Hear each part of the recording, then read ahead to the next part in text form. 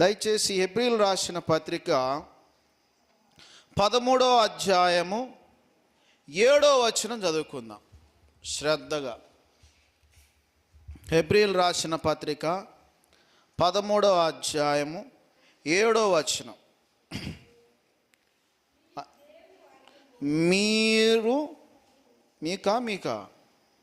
మీకు దేవుని వాక్యం బోధించి మీ పైన నాయకులుగా ఉన్నవారిని జ్ఞాపకం చేసుకొని వారి ప్రవర్తన ఫలమును శ్రద్ధగా తలంచుకొనుచు వారి విశ్వాసమును అనుసరించుడి. జాగ్రత్తగా విందామమ్మ ఈ మాట. చదువుకున్న వాళ్ళు జాగ్రత్తగా వినాలి, చదువులేని వాళ్ళు కూడా జాగ్రత్తగా వినాలి. మీకు దేవుని వాక్యాన్ని బోధించి, దేవుని వాక్యాన్ని బోధించే సేవకులు ఉన్నారు, దేవుని వాక్యాన్ని బోధించే సువార్థికులు ఉన్నారు, దేవుని వాక్యాన్ని ఉపదేశించే ఉపదేశకులు ఉన్నారు. ఇక్కడ పర్టిక్యులర్గా దేవుడు ఏమని చెబుతున్నాడంటే, మీకు దేవుని వాక్యాన్ని బోధించి మీ పైని నాయకులుగా ఉన్నవారిని జ్ఞాపకం చేసుకోండి. వాక్యాన్ని బోధించే నాయకుల్ని జ్ఞాపకం చేసుకోండి. వాక్యాన్ని బోధించే నాయకులను ఒకసారి గుర్తు తెచ్చుకోండి. హల్లెలూయ.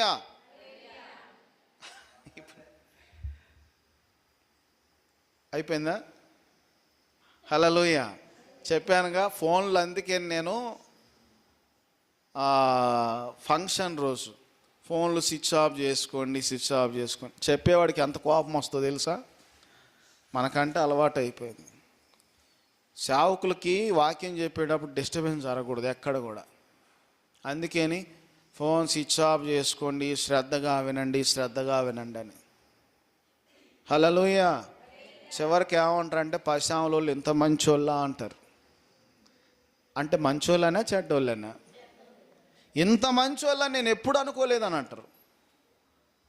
మనకేం అర్థం కావాలి అప్పుడు? ఇంత మంచోళ్ళు అంటే మంచిగా పొగిడినరైనా తిట్టినరైనా?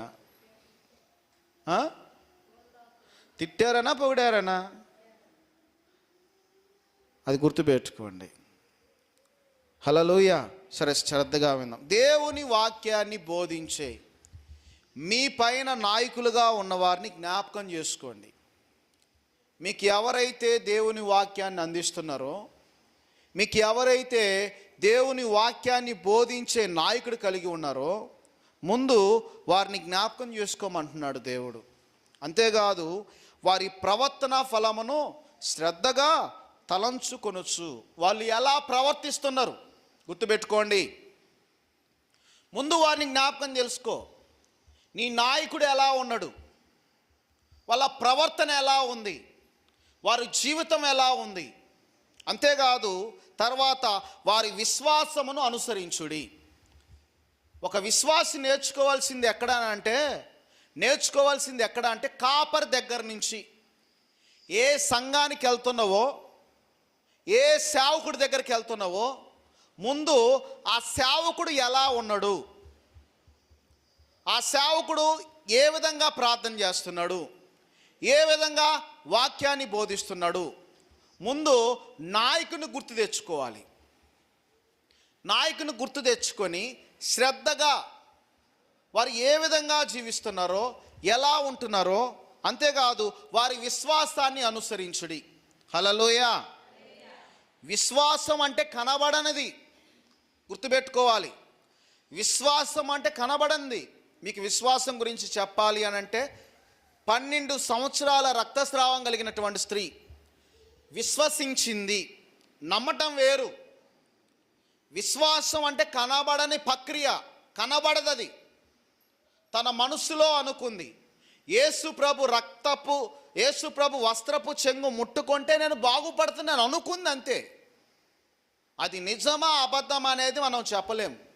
కానీ తను విశ్వసించింది. లేదు అక్కడ జరిగిద్దా జరగదా అనేది తర్వాత, కానీ తను అలా పట్టుకుంటే జరిగిద్దని నమ్మింది, అంతే.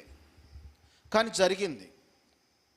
ఇక్కడ లేఖన భాగాలలో మీ నాయకుని జ్ఞాపకం చేసుకో, మీ నాయకుడు ప్రవర్తన జ్ఞాపకం చేసుకో. అంతేకాదు మీ నాయకుని యొక్క విశ్వాసాన్ని పరిశీలించు. తను ఎలా బ్రతుకుతున్నాడు, తను ఎలా జీవిస్తున్నాడు, విశ్వాసాన్ని అనుసరించమంటున్నాడు. ఎట్టి విశ్వాసాన్ని కలిగి ఉన్నాడు. హల్లెలూయా, హల్లెలూయా. విశ్వాసము చాలా గొప్పదమ్మా. విశ్వాసము చాలా గొప్పది. దేవుని నమ్మటం అనేది కూడా చాలా గొప్పది. గుర్తుపెట్టుకోవాలి. ఎలాంటి విశ్వాసాన్ని కలిగి ఈ పరిచర్యలో ముందుకెళ్తున్నామో మీరు గమనించండి. పరిస్థితులు బాగలేనప్పుడు, ప్రకృతి పరిస్థితులు బాగలేనప్పుడు, ఈ యాన్యువల్ డేకి ముందు మీరు ఎలా ఉన్నారో ఒకసారి జ్ఞాపకం తెచ్చుకోండి. ఎటువంటి విశ్వాసంతో, ఉపవాసాలతో ఎంతగా ప్రార్థన చేసినో, కానీ దేవుడు ఆ విశ్వాసాన్ని దేవుడు ఒక్కసారిగా వర్షం పడినా, ఒక్కసారిగా కరెంటు పోయినా, ఒక్కసారిగా డిస్టర్బెన్స్ జరిగినా ఇంకెప్పుడు ప్రార్థించలేము. దేవుని దగ్గర ఎప్పుడు కూడా ప్రార్థించలేము, ఎప్పుడు కూడా అడగలేము. అంత విశ్వాసం పనిచేయదు. గుర్తుపెట్టుకోవాలి. మనం చేసిన ప్రార్థన విశ్వాసంతో నమ్మాం కాబట్టి అదే విశ్వాసంలో దేవుడు స్థిరపరిచినాడు. హల్లెలూయా. నువ్వు ఏదైతే అడిగావో అది దేవుడు నీకు ఇచ్చాడు. ఈరోజు సంఘంలో ఉన్న విశ్వాసులు నేర్చుకోవాల్సింది ఏంటంటే సంఘ నాయకుడిని అనుసరించాలి. ముందు సంఘ నాయకుడు ఎలా ప్రవర్తిస్తున్నాడు, సంఘ నాయకుని యొక్క ప్రవర్తన ఎలా ఉంది, సంఘ నాయకుడి యొక్క విశ్వాసం ఎలా ఉంది, విశ్వాసులు నేర్చుకోవాల్సింది అదే. మేము ఎలా నేర్చుకున్నాం, మేము ఎలాగా జీవించాం, మా కాపరిని చూసి నేర్చుకున్నాం, మా సేవకుని చూసి నేర్చుకున్నాం. మేము తను ఏ విధంగా ప్రార్థించేది చూసాం, తను ఏ విధంగా ఉపవాసాలు ఉండేది చూసాం, తను ఏ విధంగా దేవునితో పెనుగులాడేది కూడా చూసాం. కాపరి నడిచిన మార్గాల్లో నడిచినప్పుడు నేర్చుకోగలుగుతూ, నువ్వు దాన్ని పొందుకోగలుగుతూ, నీ ఇష్టం వచ్చినట్టు దారి డొంక లేకుండా నీ ఇష్టం వచ్చి వెళ్తున్నప్పుడు ఏమవుతుందో తెలుసా? నష్టము నీకే. కాబట్టి కాపరి విలువలు చెప్పాడు ఇక్కడ దేవుడు. అంతేకాదు యేసుక్రీస్తు నిన్న నేడు ఒక్కటే రీతిగా ఉన్నాడు. అవును, యుగ యుగములకును ఒకటే రీతిగా ఉండును. హల్లెలూయా. మీరు చాలామంది బైబిల్ చదువుతున్నప్పుడు చాలా అనుమానాలు వస్తాయి. యేసు ప్రభు అపోస్తుల కార్యాల్లో పక్షవాతం కలిగినటువంటి వారు లేచారు, చనిపోయిన వారు లేచారు, అనేక రోగాలు బాగుపడ్డాయి. అప్పుడు ఆ రోజుల్లో దేవుని కృప విస్తారంగా ఉంది కాబట్టి ఆ రోజుల్లో అద్భుతాలు జరిగినాయి, ఆ రోజుల్లో మహత్కార్యాలు జరిగినాయి, ఆ రోజుల్లో ఆశ్చర్యకార్యాలు జరిగినాయి. ఈరోజు ఎక్కడుంది? ఈరోజు చూస్తూ ఉంటే అంతా పాపం పెరిగిపోతూ ఉంది అని అనుకుంటారు మీరు. కానీ దేవుడు ఎప్పుడు కూడా నిన్న నేడు ఒకటే రీతిగా ఉన్నాడు. ఆ రోజుల్లో యేసు ప్రభు పనిచేస్తాడు, ఈ రోజుల్లో కూడా యేసు ప్రభు పనిచేస్తున్నాడు. ఆ రోజుల్లో అద్భుతాలు జరిగినాయి, ఈ రోజుల్లో కూడా అద్భుతాలు జరిగినాయి. ఆ రోజుల్లో మహత్కార్యాలు జరిగినాయి, ఈ రోజుల్లో కూడా జరుగుతూ ఉన్నాయి. కారణం ఏందో తెలుసా? నీ మనసు స్థిరంగా లేకపోవటం. నీ మనసు స్థిరంగా లేకపోతే ఏది కూడా జరగదు. నీ మనసు విశ్వాసంగా లేకపోతే ఏది కూడా జరగదు. అందుకని దేవుడు అంటాడు, విశ్వాసం లేకుండా దేవునికి ఇష్టడై ఉండుట అసాధ్యమో. కొంతమంది పైకి నమ్ముతారు దేవుణ్ణి, అంతే, లోపల అనుమానం. నువ్వు నిజంగా దేవునిలో ఎదిగిన వ్యక్తివైతే, నువ్వు నిజంగా దేవునితో ఉన్న వ్యక్తివైతే ఒక నమ్మకం కలగాలి. ఒక దాని గురించి ప్రార్థన చేసేటప్పుడు ఇది నెరవేరుతుందని దృఢంగా నమ్మాలి. అది విశ్వాసం. హల్లెలూయా, హల్లెలూయా. నేను నా ఆత్మీయ జీవితంలో నమ్మాను, ప్రార్థించి నమ్మాను. అంతేకాదు నేను చేసే ప్రార్థనలు చివరి వరకు కనిపెట్టేవాడిని, ఇది జరుగుతుంది అని నమ్మాను. కొన్ని ఉన్నాయి ఇంకా నెరవేరకుండా ఆగినాయి, కొన్ని ఉన్నాయి, అవి కూడా కల్లారా చూస్తాను. హల్లెలూయా. మరి నాకు ఈ ధైర్యం ఉంది, నాకు ఈ నమ్మకం ఉంది. మరి ఈ సంఘంలో ఉన్న నువ్వెలా ఉండాలి? ఇక్కడ ఈ మాట ఎందుకు రాయించాడు దేవుడు? మీకు వాక్యాన్ని బోధించి మీ పైన నాయకులుగా ఉన్నవారిని జ్ఞాపకం చేసుకోండి. ఏ రోజు నీకు జ్ఞాపకం రావట్లేదా? ఏ రోజు ప్రార్థన చేయాలని లేదా? ఎలా మాట్లాడాలో తెలియదా? ఎలా ప్రవర్తించాలో తెలియదా? నీ విశ్వాసాన్ని ఎలా కాపాడుకోవాలో తెలియదా? కాపరిని బట్టి నేర్చుకునే కొన్ని ఉంటాయి, కాపరితో ఉన్నప్పుడు నేర్చుకునే కొన్ని ఉంటాయి. అన్నీ ప్రార్థిస్తాడు, ప్రార్థన నేర్పిస్తాడు, ఉపవాసాలు నేర్పిస్తాడు. నేర్చుకోవాలనే ఆశ తృష్ణ నీలో ఉంటే అవి పనిచేస్తాయి.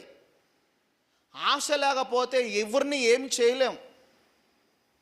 ఆశపడ్డాం కాబట్టి మేము నేర్చుకున్నాం. కాబట్టి విశ్వాసాన్ని పరీక్షించండి. యేసుక్రీస్తు నిన్న నేడు ఒకటే రీతిగా ఉన్నాడు. ఇప్పుడు ప్రార్థన చేసినా కానీ నీ ప్రార్థన వింటాడు. నువ్వు అనుకోవచ్చు, అప్పుడు ప్రార్థన చేశారు, అప్పుడు ప్రార్థనలు విన్నాడు, ఇప్పుడు వింటాడో వినడో అని నీకు అనుమానం వస్తుంది. అనుమానం లేదు, విశ్వాసమే. నువ్వు విశ్వసించి ప్రార్థన చేస్తే దేవుడు తప్పకుండా వింటాడు. హల్లెలూయ, హల్లెలూయ. ఎందుకు నమ్మకం పోతుంది? నీ కాపరిపై నువ్వు దృష్టి పెట్టకపోవడం వల్ల నమ్మకం పోతుంది. నువ్వు దేవునిపై దృష్టి పెట్టకపోవడం వల్ల నమ్మకం పోతుంది. ఫస్ట్ అది. నీకు ఎలాంటి బోధలనంటే నానా విధములైన బోధలు ఇప్పుడు వచ్చినాయి. చెప్పాను కదా, ఇక వచ్చే బోధలు ఎలా ఉంటాయో తెలుసా? నువ్వు ప్రార్థన చేయాల్సిన అవసరం లేదు, నువ్వు ఉపవాసాలు చేయాల్సిన అవసరం లేదు అని అంటే బోధలు వస్తున్నాయి. నీ గురించి నువ్వు ప్రార్థన చేసుకోకపోతే నీ గురించి ఎవడు ప్రార్థన చేస్తాడు?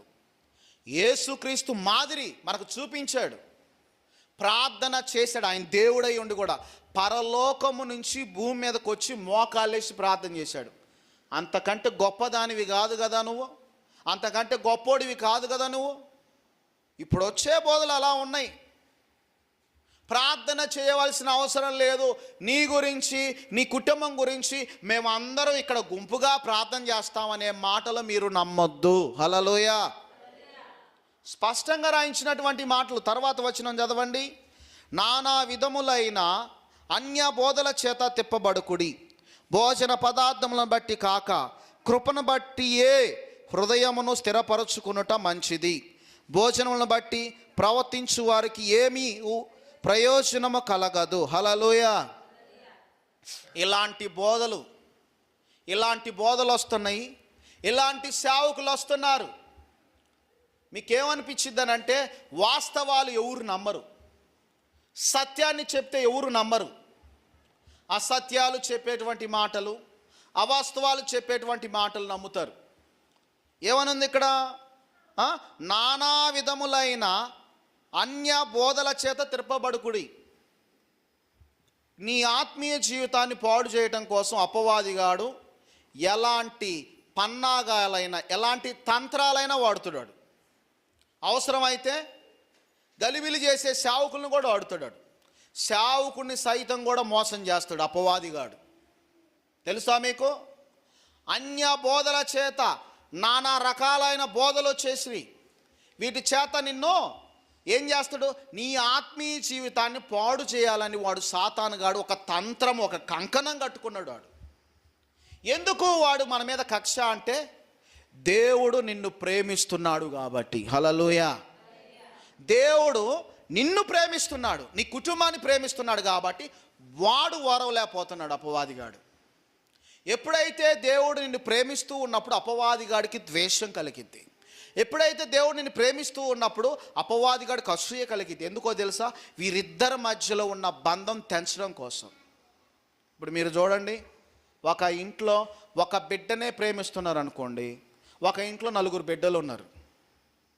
ఒక పెద్ద బిడ్డనే ఎక్కువగా తల్లి తండ్రి ప్రేమిస్తున్నారు అనుకో, మిగతా వాళ్ళకి ఎలా ఉంటుంది అమ్మా? చెప్పండి, మీరు బయటపడాలి ఇప్పుడు.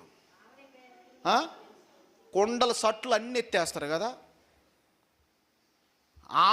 ఆమె పుట్టిందా, మేము పుట్టలేదా అని చెప్పేసి ఎన్ని ఎన్ని ఎన్ని తగాదాలు చూడలే, ఎన్ని పంచాయతీలు చూడలేదు. మరి దేవుడు నిన్ను ప్రేమిస్తున్నప్పుడు అపవాదిగాడు కూడా మంట అంతే. నిన్ను దేవుణ్ణి విడదీయాలని ఎలాంటి కంకణాలు, ఎలాంటి తంత్రాలు ఉపయోగిస్తున్నాడంటే అపవాదిగాడు అన్య బోధల చేత, నానా రకమైనటువంటి బోధకుల చేత చెడగొట్టాలని చూస్తున్నాడు. కాబట్టి ఈరోజు గమనించాలి, నువ్వు ఒక సంఘానికే పరిమితం అయిపోవాలి, ఒక సేవకునికే పరిమితం అయిపోవాలి. ఆ సేవకుడు నీ కొరకు 24 గంటలు ప్రార్థించేవాడిగా ఉండాలి. అలాంటి సంఘంలో నువ్వు నిర్ణయించుకోవాలి. హల్లెలూయా. అంతేగాని నీ కోసం ప్రార్థన చేస్తాను, నీ కుటుంబం కోసం ప్రార్థన చేస్తాను, నీ కోసం ఉపవాసం ఉంటాను అనే మాటలు మీరు ఎన్నడూ కూడా నమ్మొద్దు. ఇలాంటి బోధలు, ఇలాంటి సేవకులు వచ్చి విశ్వాసాలని పాడు చేస్తూ ఉన్నారు, సంఘాలని పాడు చేస్తూ ఉన్నారు. ఈ కడవరి కాలం, ఇప్పుడు ప్రార్థించే కాలము, ఇప్పుడు ప్రార్థన చేసే కాలము, మౌనంగా ఉండే కాలం కాదు ఇది. అందుకని లేఖనాల్లో దేవుడు మీకు వాక్యాన్ని బోధించే నాయకుని జ్ఞాపకం చేసుకో. నీకు వాక్యాన్ని బోధించి వాక్యం ద్వారా బలపరిచే నాయకుని జ్ఞాపకం చేసుకో. తన ప్రవర్తన జ్ఞాపకం చేసుకో, తన విశ్వాసాన్ని జ్ఞాపకం చేసుకో. 3 విషయాలు చెప్పాడు. వాక్యాన్ని బోధించే నాయకుని జ్ఞాపకం చేసుకో, ప్రవర్తన చూసుకో, తన విశ్వాసం చూసుకో. నాయకుడు ఎలా ఉన్నాడు, తన జీవితం ఆత్మీయంగా ఉందా లేదా ఒకసారి నాయకునిలో పరిశీలించు. తన ప్రవర్తన దేవునికి నచ్చే విధంగా ఉందా ఒకసారి పరిశీలన చేసుకో. ఒకసారి తన విశ్వాసాన్ని గమనించు. ఇవన్నీ 3 పరిశీలన చేసుకున్న తర్వాత మనకు నాయకుడు ఎలా ఉన్నాడు, ఏ విధంగా ఉండో పరిశీలించి నాయకుని మార్గాలలో నడవాలి. హల్లెలూయా. అప్పుడు నీకు అర్థమవుతుంది, ప్రార్థన అంటే అర్థమవుతుంది, వాక్యం అంటే అర్థమవుతుంది, విశ్వాసం అంటే అర్థమవుతుంది. విశ్వాసం అంటే అర్థం కాదు కొంతమందికి. ఎందుకని అంటే కాంచేపు వాడి మాటలు నమ్ముతూ, కాంచేపు వీడి మాటలు నమ్ముతూ, కాంచేపు నీ ఇష్టం వచ్చినట్టు నీకు తోచినట్టు చేస్తావు. నీకు ఎలా దేవుని మీద నమ్మకం కలిగిద్ది? నువ్వు చేసే ప్రార్థన మీద ఎలా నమ్మకం కలుగుతుంది? ఓసారి వాక్యానుసారంగా ఆలోచించండి, వాక్యానుసారంగా జీవించండి. అంతేకాదు రకరకాల భోజనాలు అంటారు ఈ మధ్య. అలాంటి బోధలకి పొటేలు విందు అని అంటున్నారు. ఇలాంటి రకరకాల భోజనాలు పెట్టి మభ్యపరిచి నీ ఆత్మీయ జీవితాన్ని పాడు చేసే కడవరి కాలంలో ఉన్నాం. జ్ఞాపకం చేసుకోవాలి, మనము ఎప్పుడు ఎలా ఉండాలంటే, మనం ఏ స్థితిలో ఉన్నాము, అపవాదిగాడు చేతిలో పడ్డామా, మనం ఆత్మీయంగా ఉన్నామా అనేది ఎప్పుడు నీకు గ్రహింపు వస్తుందో తెలుసా? నువ్వు ప్రార్థన చేస్తూ వాక్యాన్ని అనుసరించి వాక్యానుసారంగా జీవిస్తూ ఉన్నప్పుడు అర్థమవుతుంది. కాబట్టి తర్వాత వచనం చదవండి. మనకొక బలి పీఠం ఉన్నది, దాని సంబంధమైన వాటిని తినుటకు గుడారంలో సేవ చేయు వారికి అధికారం లేదు. వేటి రక్తము పాప పరిహార్థంగా పరిశుద్ధ స్థలంలోకి ప్రధాన యాజకుని చేత తేబడను, ఆ జంతువులు ఆ కళేబరంలో శిబిరమునకు వెలుపుట దహింపబడును. ఇక్కడ పాప పరిహార్థ బలి, ఇది లేవియా కాండంలో ఉంది.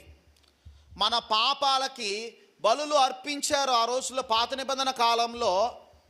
నిబంధన కాలంలో ఏం చేసేవాళ్ళంటే, ఒక పాపం చేసినప్పుడు ఆ పాపాన్ని పరిహరించుకోవడం కోసము బలులు అర్పించేవాళ్ళు. ఎలాంటి బలులు అర్పించేవాళ్ళు అంటే, నీ స్తోమత కొద్దీ నీవు బలులు అర్పించేవాళ్ళు. ఎద్దు నదించేవాళ్ళు ఎద్దు నదిస్తారు, దున నదించేవాడు దున నదిస్తాడు, పొడేలుని వధించేవాడు పొడేలుని వధిస్తాడు, మేకపోతుని వధించేవాడు మేకపోతుని వధిస్తాడు. ఎవడు చేతనైనంత, నీకు చేతనైనంత నీ స్తోమత కొద్దీ నువ్వు దున్నని వధించగలవు, దున్నని బలగా అర్పించగలవు. ఆ సామర్థ్యం నీలో ఉందంటే అర్పించవచ్చు. ఇంకా కోళ్ళు, ఇలాంటివి చిన్న చిన్నవి కూడా బలులు అర్పించారు.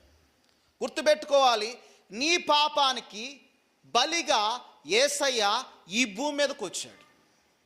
నీ పాపాల కోసము, నీ శాపాల కోసము, నీ రోగాల కోసము, నీలో ఉన్న దారిద్ర్యం కొట్టివేయడం కోసము యేసు ప్రభు ఈ భూమి మీదకి వచ్చాడు. భూమి మీదకి వచ్చి ఆయన రక్త బిందు, ఆయన చివరి రక్తపు బొట్టు వరకు భూమి మీద ఒలికించాడు. హల్లెలూయా. నీ పాపం తొలగించబడటం కోసం ఇంకెందుకు బలులు అర్పించడం ఎందుకు? ఇలాంటి బోధలు వచ్చినప్పుడు మనము నిరాకరించాలి. సత్యాన్ని తెలుసుకోవాలి. ఈ వాక్యాన్ని చదివితే ఈ వాక్యంలో ఉన్నది చూపించు. కాబట్టి దేవుని బిడ్డలారా, వాక్యాన్ని ఈ విధంగా నిదానంగా చదవాలి. తొందరగా ఆర్భాటంగా తొందరగా చదివితే ఏది అర్థం కాదు. కాబట్టి వాక్యాన్ని బోధించే నాయకుని యొక్క ప్రవర్తన, నాయకుని యొక్క జ్ఞాపకము, నాయకుని యొక్క విశ్వాసాన్ని గమనించమని దేవుడు లేఖనాల ద్వారా తెలియపరుస్తూ ఉన్నాడు. హల్లెలూయా. కాబట్టి యేసు ప్రభు ఇక్కడ చెప్పాడు, కావున యేసు కూడా తన స్వరక్తము చేత ప్రజల్ని పరిశుద్ధపరచుటకై గవిని వెలుపట శ్రమ పొందెను. చూడండి, ఇదే మాట. యేసు ప్రభు మన పాపాల కోసము, మన శాపాల కోసము ఆయన స్వరక్తము చేత తన సొంత రక్తాన్ని చిందించాడు. ఆయన రక్తం భూమి మీద ఒలికించబడింది కాబట్టే ఈరోజు అయ్యా నా పాపాలు క్షమించానంటే క్షమించే దేవుడు ఆయన. మన పాపాలు క్షమించే దేవుడు. పాపాలు క్షమించే అధికారము యేసు ప్రభుకుంది. పాపాలను తొలగించే అధికారము యేసు ప్రభుకుంది. కాబట్టి మనము దేవుని దగ్గర పశ్చాత్తాపడాలి, దేవుని దగ్గర ఒప్పుకోవాలి. దేవుని దగ్గర ఒప్పుకున్నప్పుడు, దేవుని దగ్గర ప్రాధేయపడినప్పుడు తప్పకుండా తొలగించేవాడై ఉన్నాడు. ఇక్కడ శ్రమ పొందెను అని బైబిల్లో. కాబట్టి మనం ఆయన నిందను భరించుచు శిబిరము వెలుపలకి ఆయన ఎద్దుకు వెళ్ళుదము. నిలవరమైన పట్టణం మనం ఇక్కడ లేదు కానీ ఉండబోచున్న దానికోసము ఎదురు చూచుచున్నాము. హల్లెలూయా, హల్లెలూయా. ఏందంట? నిలవరమైన పట్టణము. ఎందుకు ఈ కష్టాలు? యేసు ప్రభుని నమ్ముకున్న తర్వాత నిందలెందుకు, సమస్యలెందుకు, అవమానాలెందుకు? ఇలా ఎందుకు నీతిగా బ్రతకాలి, ఇలా ఎందుకు కరెక్ట్గా బ్రతకాలి అని అంటే నిలవరమైన పట్టణము కోసం. హల్లెలూయా. ఏందో తెలుసా? పరలోకం అది. ఆయన రక్తంలో కడగబడిన వారికి దేవుడు ఏ పట్టణాన్ని సిద్ధపరిచాడంటే పరలోకం అనే పట్టణం. ఇక్కడ ఇన్ని కష్టాలు ఉండొచ్చేమో లోకంలో, అన్ని బాధలు ఉండొచ్చేమో లోకంలో, అన్ని సమస్యలు ఉండొచ్చేమో లోకంలో, కానీ ఆయన రాకడ వచ్చినప్పుడు ఆయన మనల్ని తీసుకెళ్తాడు. ఆ పరలోకం అనే పట్టణంలో మనల్ని చేరుస్తాడు. హల్లెలూయా. కాబట్టి నిలవరమైన పట్టణం ఇక్కడ లేదు కానీ ఉండబోచున్న దానికోసం ఎదురు చూస్తున్నాం.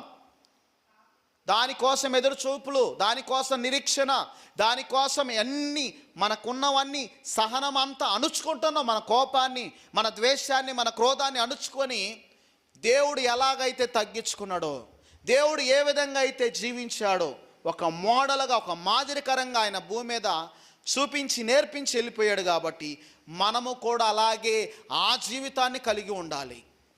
ఎందుకు అని అంటే చాలామందికి యేసు ప్రభు అంటే తెలియదు. యేసు ప్రభు ఎలా ఉంటాడో తెలియదు. యేసు ప్రభు ఎలాగ జీవించాడో తెలియదు. యేసు ప్రభు ఎలాగో ప్రవర్తించాడో తెలియదు. కానీ యేసు ప్రభుని నమ్ముకున్న నీవు ఆ పరిమళ సువాసన కలిగి ఉండాలి. ఆ మాదిరికరంగా నువ్వు ఉండాలి.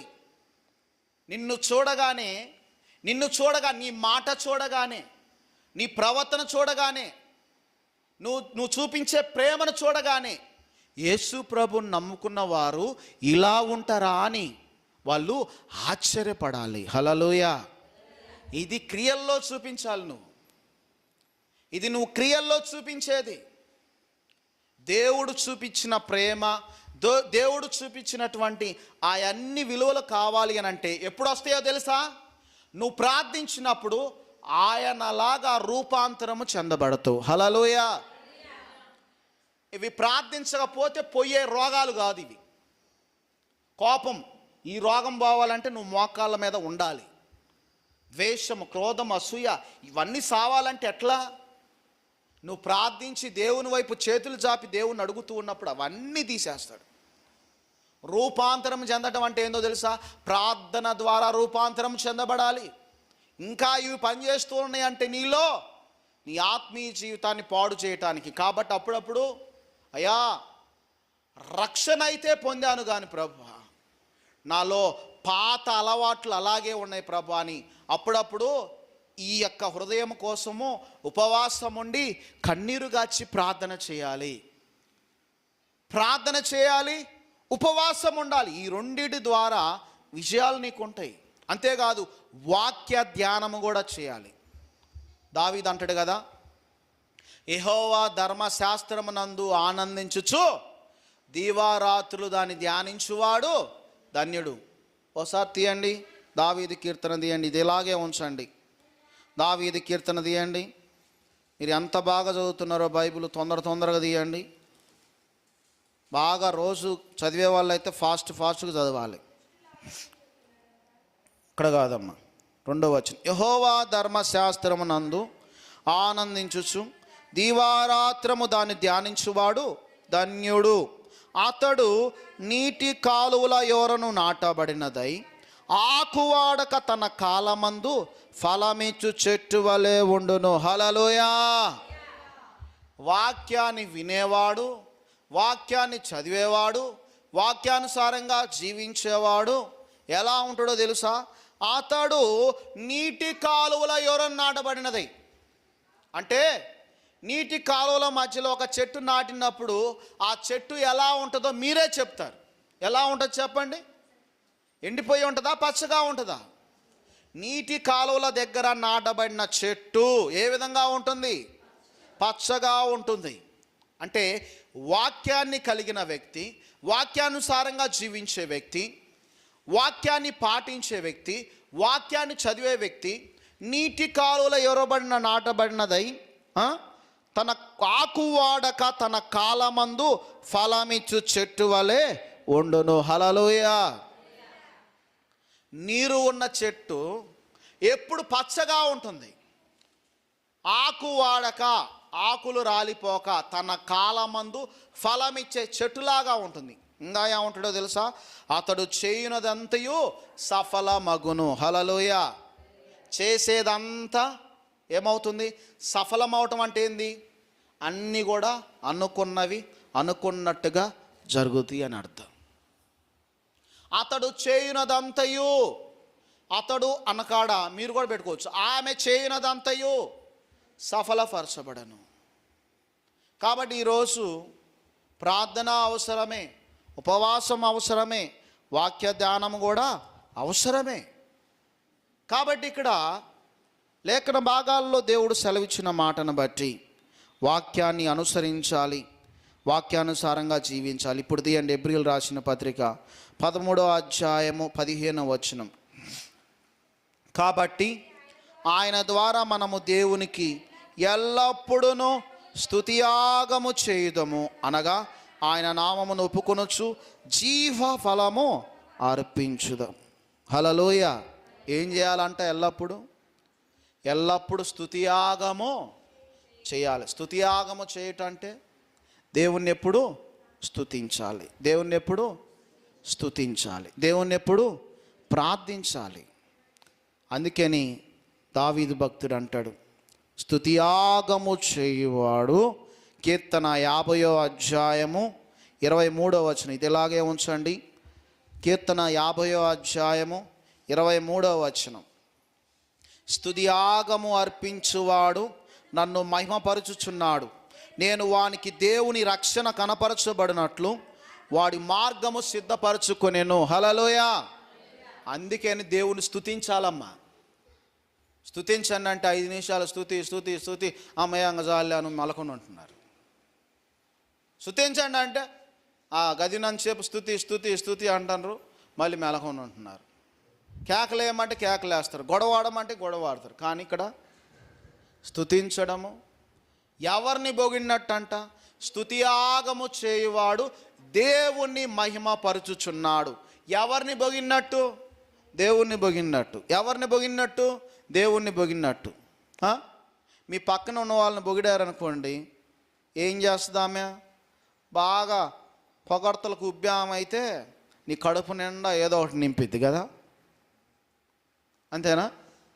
అబ్బో ఈరోజు ఏందో నన్ను పొగుడుతున్నావు అంటే ఏదో నా నుంచి నువ్వు ఏదో ఆశిస్తున్నావు అని అర్థం. నాకు అర్థమైంది అని అంటారు కొంతమంది. మరి దేవుణ్ణి పొగడటం, దేవుణ్ణి కొనియాడటం అంటే ఇక్కడ ఈ విషయం ఏంటి? ఒకసారి గమనించాలి. హల్లెలూయా. ఏముంది ఇక్కడ మాటల్లో? నేను వానికి దేవుని రక్షణ కనపరచునట్లు వాడు మార్గము సిద్ధపరచుకునేను. ఆయన రక్షణ ఎప్పుడూ ఉంటుందంట. కాబట్టి దేవుని బిడ్డలారా, ఇక్కడ మనం ఏం చేయాలి అని అంటే స్తుతియాగము చేయాలి. ఎప్పుడు ప్రార్థించాలి, స్తుతియాగము చేయుచు దేవుని స్తుతించాలి. దేవునికి కృతజ్ఞత కలిగి ఉండాలి. ప్రభువా, నాకు ఈ జీవితాన్ని ఇచ్చినందుకు నీకు వందనాలు, ఈ బ్రతుకునిచ్చినందుకు వందనాలు. నిన్ను ఏ టైంలో ఎలా ఉంచాలో దేవునికి తెలుసు. నువ్వు అనుకున్నప్పుడు కాదు, నువ్వు అనుకున్నప్పుడు ఏది కూడా జరగదు. ఆయన అనుకున్నప్పుడు జరిగిద్ది ఏదైనా. నువ్వు అనుకున్నప్పుడు ఏది జరగదు, నువ్వు పరుగులాడినా ఏం జరగదు. నువ్వు అలసిపోయినప్పుడు దేవుడు కార్యం చేస్తాడు. కాబట్టి వింటున్న నీవు కొన్నిసార్లు ప్రార్థన చేసి అలసిపోతాం. కాబట్టి ఆ ప్రార్థన బట్టి మనం ఏం చేస్తాం అంటే నిరీక్షణ కలిగి ఉండాలి. అందుకే నీ లేఖన భాగాల్లో కాబట్టి ఆయన ద్వారా మనము దేవునికి ఎల్లప్పుడూ స్తుతియాగము చేయుదము, అనగా ఆయన నామము ఒప్పుకొనుచు జీవబలము అర్పించుదాము. అంతేకాదు ఉపకారమును ధర్మమును చేయ మర్చిపోకుడి, అట్టి యాగములు దేవునికి ఇష్టమైనవి అంట. హల్లెలూయ. అమ్మ వినండి జాగ్రత్తగా, నా కళ్ళు చూడండి తల్లులు. స్తుతియాగము దేవునికి కృతజ్ఞత కలిగి ఉండటం కూడా మంచిదే. అంతేకాదు ఉపకారం చేయండి, కానీ అపకారం చేయొద్దు ఏ వ్యక్తికి కూడా. నీకు చేతనైతే మేలు చేయి, నీకు చేతనైతే మేలు చేయి, ఉపకారం అంటారు దాన్ని. అపకారం చేయొద్దు, కీడు తలంచవద్దు, కీడు పెట్టొద్దు, వారికి అనవసరంగా కీడు తల పెట్టవద్దు, ఉపకారము చేయ మరవద్దు. అంతేకాదు ధర్మము చేయ కూడా మరవద్దు, ఉపకార ధర్మము కూడా చేయటం మరవద్దు. అట్టి యాగములు దేవునికి ఇష్టమైనవి అంట. దేవునికి ఏ ఇష్టం చెప్పండి, నోరు తెరిచి చెప్పండి. ఉపకారము ధర్మము. హల్లెలూయ, హల్లెలూయ. ఏ ఇష్టం చెప్పండి. ఉపకారము ధర్మము చేయ మర్చిపోగాకండి, అవి దేవునికి ఇష్టమైనవి అంట. ఉపకారం మేలు చేయండి. ధర్మము అని అంటే నానా రకాలుగా ఉన్నాయి. ఎవరైనా ఇంటికో దగ్గరకు వచ్చి అమ్మ అంటే అది కూడా ధర్మమే. ఎవరైనా చేయి చేసి అమ్మ అన్న ధర్మమే. అంతేగాని ధర్మ ప్రతిఫలం పోగొట్టుకుంటున్నారు చాలామంది. ఎవరైనా ధర్మం చేసేటప్పుడు 10 మందికి కనబడేటట్టు ఇదిగో చూడు చూడు చూడు అంటారు. తప్పది. ధర్మం గురించి వాక్య లేఖనాల్లో రాయించి నీ కుడి చేత్తో ఇచ్చేది. చాలామంది హెచ్చులకి 100 రూపాయలు, ఇదిగో 100 రూపాయలు 100 రూపాయలు అంటారు. దేవునికి ఇచ్చేది అంతే, 10 మందికి ఇచ్చేది అంతే. అందుకని రహస్యంగా ఉండాలి. మన ప్రార్థన రహస్యంగా ఉండాలి, మన ఉపవాసం రహస్యంగా ఉండాలి, మన ధర్మం కూడా రహస్యంగా ఉండాలి. ఇది దేవునికి ఇష్టమైంది కాబట్టి దేవునికి ఇష్టమైనవి మనం చేయాలి. కానీ దేవునికి నచ్చని పనులు తెచ్చుకొని లేనిపోని శ్రమలు ఎందుకు తెచ్చుకోవాలి మనం? దేవునికి నచ్చినవి చేయి. 4 రోజులు బతికినా 4 రోజులు నీ ఆయుష్ ఎన్ని సంవత్సరాలు ఉంటే అన్ని సంవత్సరాలు దేవునికి నచ్చిన పనులు చేయి. ఉపకారము ధర్మం చేయి. నువ్వు ధర్మం చేసేటప్పుడు నీ కుడి చేత్తో చేసేది ఎడమ చేత్తో చేయకూడదని ఎక్కడుంది చెప్పండి బైబిల్లో? మత్తయి సువార్త 6వ అధ్యాయం 3వ వచనం తీయండి. ఇది ఇలాగే ఉంచండి. మత్తయి సువార్త 6వ అధ్యాయము 3వ వచనం తీయండి. 6:3 వచనం. నీవైతే ధర్మము చేయనప్పుడు నీ ధర్మము రహస్యముగా ఉండు నిమిత్తము నీ కుడి చేయి తెలియక ఉండవలెను. అట్లయితే రహస్యమందు చూచి నీ తండ్రి నీకు ప్రతిఫలం ఇచ్చును. హల్లెలూయ. చాలామంది కడుపులో ఉబ్బరం ఆగదు కొంతమందికి. నిన్న మా ఇంటికి కడుక్కొని ఆయన వచ్చిండు, ఆకలితో ఉన్నా అన్నాడు. ఊరుకోలేక నేను ఒక 50 రూపాయలు ఇచ్చిన. అంటే వచ్చిద్దా ప్రతిఫలం? బైబిల్లో ఉంది కదా. నువ్వు చేసిన ధర్మం 10 మందికి చెప్పుకోవడం అవసరమా? నువ్వు ఇచ్చిన దేవునికి 10 మందికి చెప్పుకోవడం అవసరమా? నీ కుడి చేత్తో ఇచ్చేది ఏ చేయికి తెలియకూడదు, ఎడమ చేతి తెలియదు. రహస్యమందు దేవుడు చూడాలి నిన్ను. అలా ఉండండి. హల్లెలూయా, హల్లెలూయా. హెబ్రీయులు రాసిన పత్రిక 13వ అధ్యాయం 17వ వచనం తీయండి. మీ పైన నాయకులుగా ఉన్నవారు లెక్క ఒప్ప చెప్పవలసిన వారి వలె మీ ఆత్మలను కాయిచున్నారు. వారు దుఃఖముతో ఆ పని చేసిన యెడల మీకు నిష్ప్రయోజనము గనుక దుఃఖముతో గాక ఆనందముతో చేయనట్లు వారి మాట విని వారికి లోబడి ఉండడి. హల్లెలూయా. ఇక్కడ మొదట మీకు వాక్యాన్ని బోధించే నాయకుని జ్ఞాపకం చేసుకోండి. మీకు వాక్యాన్ని బోధించే నాయకుని జ్ఞాపకం చేసుకోండి. ఆయన ప్రవర్తన జాగ్రత్తగా గమనించండి, ఆయన విశ్వాసాన్ని పరిశోధించండి అని అన్నాడు. అవన్నీ నువ్వు ఉన్నప్పుడు, తనకు మాదిరిగా నీకు సేవకునికి మాదిరిగా నువ్వు నడుచుకుంటూ ఉన్నప్పుడు, అవన్నీ నీకు నచ్చినప్పుడు, అవన్నీ నువ్వు నిజమే ఆత్మీయత కలిగి ఉన్నప్పుడు, ఆ లక్షణాలన్నీ కలిగి ఉన్నప్పుడు నువ్వు చేయాల్సింది ఏందో తెలుసా? అప్పుడు నువ్వు నాయకునిగా నువ్వు చూస్ చేసుకోవాలి. ఇతడే నా నాయకుడు, ఇతనే నా నాయకుడు, నా కొరకు ప్రార్థించేవాడు, నా కొరకు కన్నీటి ప్రార్థన చేసేవాడు, నా కొరకు ప్రయాసపడేవాడని నువ్వు ఎప్పుడైతే నీ మనసులోకి వచ్చిద్దో అప్పుడేం జరిగిద్దో తెలుసా?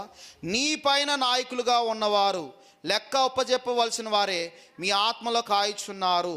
వారు దుఃఖముతో ఆ పని చేసిన యెడల మీకు నిష్ప్రయోజనం. నువ్వు అనుకుంటావు కదా, నా నిజమైన కాపరితనే, నా సంఘం ఇతనే, నా కొరకు ప్రార్థించే వాళ్ళు ఈ సంఘమే అని ఎప్పుడైతే నువ్వు మనసులో దృఢంగా నిశ్చయముగా అనుకుంటావో అప్పుడు ఏం జరగాలో తెలుసా? నువ్వు నాయకునికి లోబడి ఉండాలి, ఒక సంఘానికి కట్టుబడి ఉండాలి, ఆ సంఘము నీ కొరకు ప్రార్థించే వారై ఉండాలి. నిజంగా నీ మనసులో దృఢంగా సంకల్పంగా నువ్వు నమ్మితే, నా కొరకు ప్రార్థించే సంఘం ఇది, నా కొరకు విజ్ఞాపన చేసే సంఘం ఇది, నా కొరకు ప్రార్థించే కాపరితను, నా కొరకు ఉపవాసించే కాపరితను నువ్వు దృఢంగా ఎప్పుడైతే నమ్ముతావో నువ్వేం చేయాలి? ఆ కాపరికి లోబడి ఉండాలి. హల్లెలూయా. ఆ కాపరి మాట వినేవాడిగా ఉండాలి, ఆ కాపరి మాట వినేదానిగా ఉండాలి.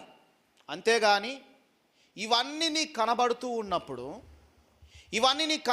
ఉన్నప్పుడు కాపర్ని లెక్కలేనితనంగా చూసిన, కాపర్ని ధిక్కరించిన ఏందనంట, వారు దుఃఖముతో ఆ పని చేస్తే నిష్ప్రయోజనం అనుంది బైబిల్లో. హల్లెలూయా. కాపరిని నొప్పించిన, దుఃఖపరిచిన నీ జీవితంలో నువ్వు ఏ పని చేసినా అది నిష్ప్రయోజనం.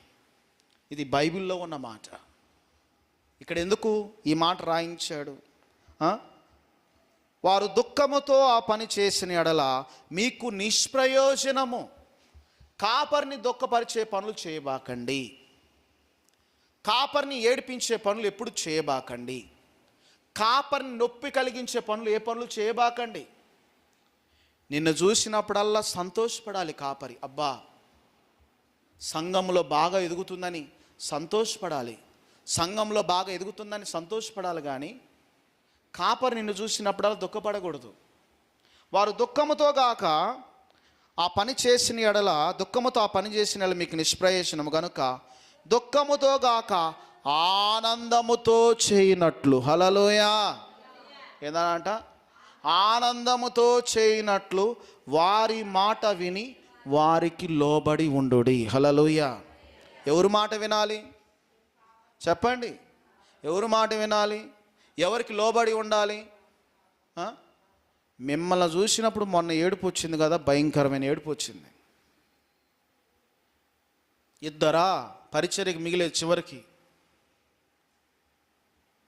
గత సంవత్సరం ఎలా ఉన్నారు, ఈ సంవత్సరం ఎలా ఉన్నారు?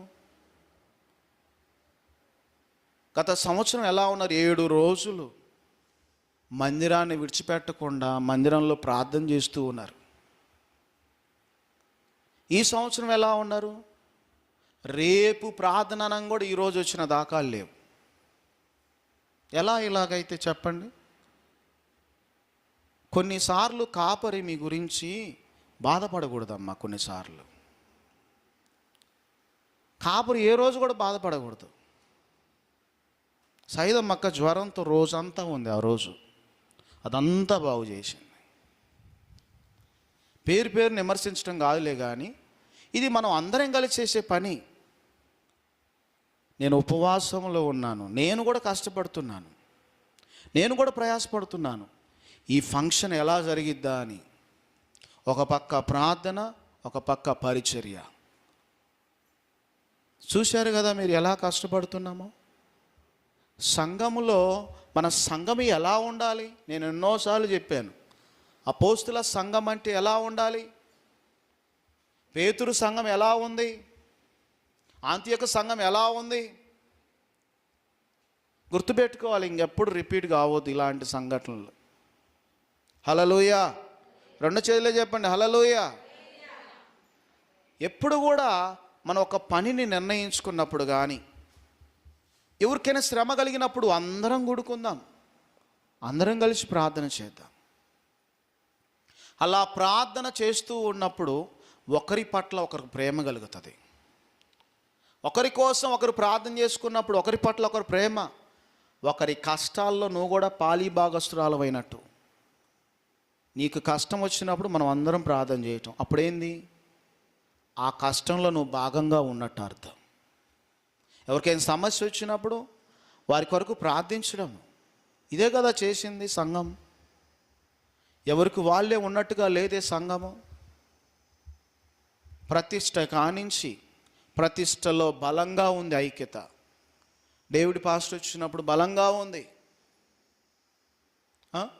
ఎలా ఈ విధంగా అయితే ఈ 3వ సంవత్సరంలో నీరు గారిపోయినట్టు అయిపోయింది అన్నమాట. ఇలా ఉండొద్దు. హల్లెలూయా. కనీసం 3 రోజులు ఉపవాసం ఉండకపోతే అట్లా ఎన్నో పనులు ఉంటాయి. కనీసం ఒక్కరోజన్నా, చివరి రోజన్నా దేవుని మందిరంలో ఉండొద్దా? ఒక్కరు కూడా కనపడలేదు. ఇవి కొన్ని సరి చేసుకోవాల్సిన ఉన్నాయి. వాటి ద్వారా కాపరిని నొచ్చుకున్న, కాపరి బాధ కలిగిన కొన్నిసార్లు మేము మా యొక్క దుఃఖాన్ని మేము కంట్రోల్ చేసుకుంటాం. ఎందుకో తెలుసా? కొన్ని మేమే ఆపినట్టు అయిపోద్ది కొన్ని ఆశీర్వాదాలు. హల్లెలూయా. మేము కూడా యేసు ప్రభు అన్నట్టు, ప్రభా క్షమించు ప్రభా అని పలకటమే. ఇది దేవుని పని. ఇది మన భవిష్యత్తుకు మించింది. సేవకుడు అంటే తెలుసుకోండి. సేవకుడు ఎవరు? సేవకుడు ఎలాంటి వాడు? మభ్యపరిచే బోధలు కాదు. నీ కొరకు ప్రాణమిచ్చేవాడిలాగా ఉండాలి, నీ కొరకు ప్రార్థించేవాడిగా ఉండాలి, నీ కొరకు త్యాగం చేసేవాడిగా ఉండాలి.